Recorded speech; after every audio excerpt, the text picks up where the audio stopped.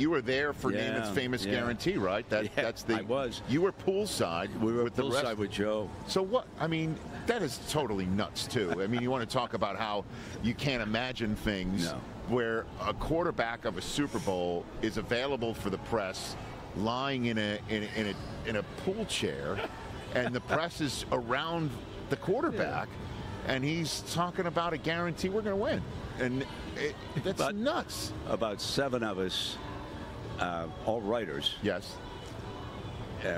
drove up to the Fort Lauderdale hotel where they were staying. Yeah. And these days, I guarantee you, if I went to the front door of either hotel at Lake Las Vegas, I ain't getting past that door. Okay?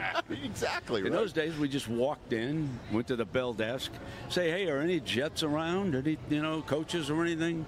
He said, "Well, Namath is out back at poolside." Come on. So we go out the door, and there he is, and there are a couple of women there. He's signing autographs for him. He could not have been nicer, so we go over and introduce ourselves and, joke, and we spend a few minutes. He spent about 45 minutes with us talking about the game and the Jets and how he thought the AFL was every bit as good as the NFL. He could not have been nicer. And it wasn't as though, Rich, I think a lot of people think he was bragging, we're going to win that game. And it was just kind of matter of fact. I guarantee it. Did he just say it? Was there a question that was directed? Yeah, because he had first said it the night before at a golf club. They had a banquet for some of the players and some of the people around Miami Beach, and that's where he had actually first said it. So we did ask him about it, and he said, "Hey, I said it. I mean it. We're going to win this game." And there it is. The fella. I'm on the far left. That's you, yeah. Ray's son's in a brown sweater from the Sun-Times. The fellow with the newspaper over his head, that's Cy Burek. He's from Dayton, okay? and the fellow right next to him, he was from Cleveland. He was a Cleveland writer. And the one behind Ray's sons and me over, that's Jerry Green. Jerry from Green. Detroit, very famous. Yeah, Detroit News, yeah, sure. For a long, long time. Yeah. And those folks behind him. That's Ed Ingles with the tape recorder standing in the background. He worked out of New York City. Okay, so he had the tape recorder there. But those other folks, they're just coming up, chatting with Joe, getting autographs. Come on, you imagine Patrick Mahomes at full side here in Vegas? I don't think so. Not gonna happen, It was Brent, a different time, different world.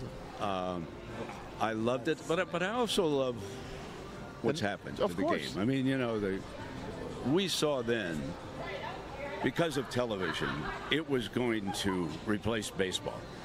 It's a better television game. Okay, I'm not saying it's a better sport or anything like that, but it's a much better television game. Okay, and that attracts millions. I mean, the ratings, and then Taylor Swift. Okay, the Swifties are coming on board.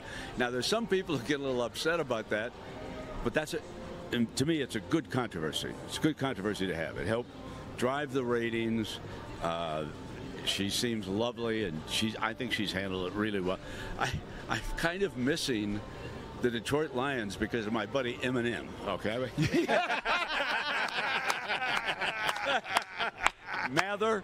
Now, everybody who's seen that interview, Herb Street's on one side, Eminem's I'm on the other side. We're at Ann Arbor. Yeah. And they've all. Not a person who's seen that doesn't come up to me and say, "Man, was he high?" I said, "No, he wasn't." I said, he didn't understand the monitors up there that were aligned, and he was looking at himself. And he couldn't quite understand how the system worked up in the press box where he announced the games. And just what you're saying. He was kind of looking around. Mouth was open. He was locked. His eyes were wide. But he actually, I enjoyed talking to him before we went on and did the thing. He knows a little bit about football. I mean, he understands the game. Oh, he was psyched about his Lions. It was almost Eminem and Taylor Swift in the same Super Bowl. Oh, my goodness gracious. I would have felt bad for Usher. I mean, he's got to really put on a performance if Eminem and Taylor Swift. I equate it to just like, when you're in a hospital, better analogies on a plane, there's usually only 2 pilots. There's nobody else that can fly the plane, right? Exactly. Here, you have all these recording artists like, I could do this halftime if you need me. I could step in. If you enjoyed that, and I'm sure you did, then make sure to tune into the Rich Eisen Show Big Game Bonus Special, streaming exclusively all weekend long on the Roku channel.